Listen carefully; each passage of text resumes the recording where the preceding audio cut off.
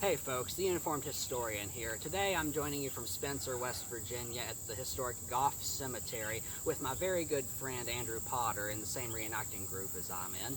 We're joining you from the grave of Sgt William R. Pool of the 11th West Virginia Infantry.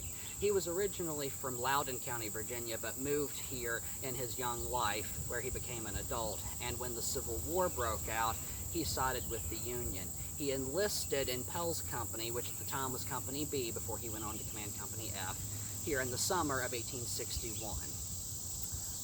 Mr. Pool here is very important to the story of Spencer, West Virginia, because he has a very special place in its history. He was the very first Union casualty here during the Civil War.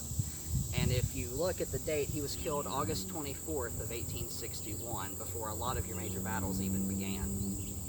He's buried up here in the Goff Cemetery, actually next to his son, who was fighting for the Confederacy in the 60th Virginia, but we'll talk some more about him later on. He was actually shot by a Confederate sniper from the very hill that you see us sitting here on. And this area was so heavily divided that his son actually had to arrange for a truce to claim the body and bury him here in this spot. So when you hear the stories about brother against brother, father against son, cousins against cousins, it's very literal in the story of the Pool family here in Spencer, West Virginia, and I cannot think of a better epitome of how divisive the war was in West Virginia than the story of this father and son combination.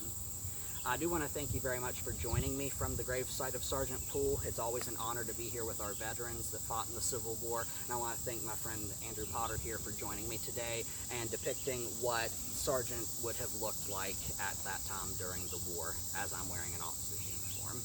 Take care, my friends, and God bless.